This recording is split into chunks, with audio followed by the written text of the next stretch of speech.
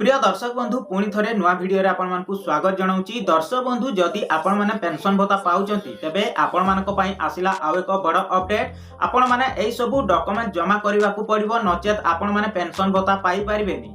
तेबे कौ सबु डॉक्यूमेंट जमा करबा को पड़िबो आ कौ तारीख रु कौ तारीख मध्य रे आपण माने एई सबु डॉक्यूमेंट जमा करबा को पड़िबो, नचेत आपण माने पेंशन भत्ता पाई परिबेनी। आसंतु आजिर वीडियो रे पूरा डिटेल्स रे जानिबा, सेति पई वीडियो टिकु शेष पर्यंत देखिबे, पूरा डिटेल्स रे जानि परिबे। ता सहित चैनल रे जदि नुआ आछंती वीडियो को लाइक करनबे, चैनल को मध्य सब्सक्राइब करके बेल आइकन नोटिफिकेशन को ऑल रे सिलेक्ट करके रखिबे, काहेकि ना आगो को जहां भी नुआ नुआ लेटेस्ट अपडेट आसीबो आपण माने सर्वप्रथमे पाई परिबे। तो सेति पई वीडियो को लाइक करनियंतु, चैनल को मध्य सब्सक्राइब करके बेल आइकन घंटी चिन्ह को ऑल रे सिलेक्ट करके रखंतु।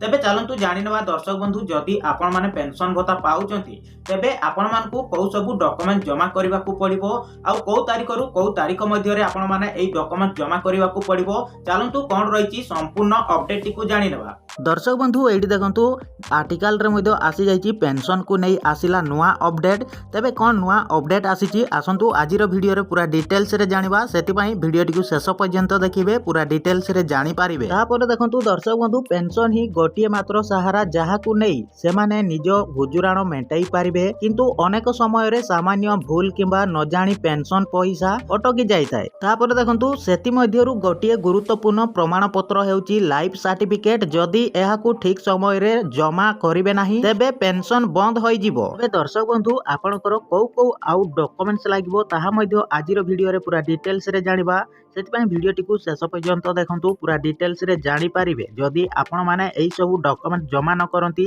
तेबे आपनकर पेंशन भत्ता कटि जिवो। तापर देखंतु दर्शक बंधु लाइफ सर्टिफिकेट गोटिए एभली प्रमाण पत्र जहा व्यक्ति जीवंत बोली दर्शाई थाए। सरकार प्रत्येक वर्ष एही प्रमाण पत्र मागी थांती, ताकि सुनिश्चित करा जाय थाए पेंशन उपभोक्ता को पेंशन मिलुची ना नाही एहाकू पूर्वरु जमा निहाती करिवा जरूरी। तेणु वर्तमान नवेम्बर 1 तारिख रु 30 तारिख मध्य रे आपण माने एहाकू जमा करिवा आवश्यक। दर्शक बंधु आपण माने जानि पारिले एई 2025 रे आपनकर नवेम्बर 1 रु 30 तारिख पर्यंत आपनकर ए सबु डॉक्यूमेंट जमा करिवा को पड़िबो जदि आपण माने पेंशन भत्ता पाउचंती। दर्शक बंधु जदि आपण चाहिले एहाकू ऑनलाइन रे मध्य जमा करि पारिबे। एहाकू जमा करिवा पई जीवन प्रमाण पत्र ऐप को जीवा को पड़िबो। आपण चाहिले मोबाइल एवं लैपटॉप जरिया रे मध्य आपण माने जमा करि पारिबे। तापर देखंतु दर्शक बंधु लाइफ सर्टिफिकेट जमा करिवा समय रे आपनकर आउ सब कोन कोन डॉक्यूमेंट्स लागिवो।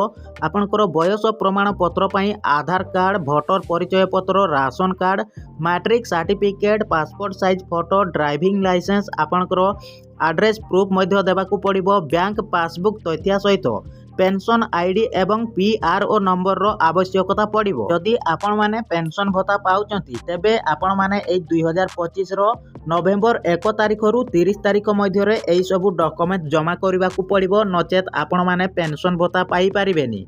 तो दर्शक बंधु ये थिला आजिर अपडेट। आशा करूची आजिर एई अपडेट टी आपण मानक पई बहुत हेल्पफुल हेतबो। जदि वीडियो टी भलो लागिथाय वीडियो को लाइक करनियंतु, चैनल को मध्य सब्सक्राइब करके बेल आइकन घंटी चिन्ह को ऑल रे सिलेक्ट करके रखंतु।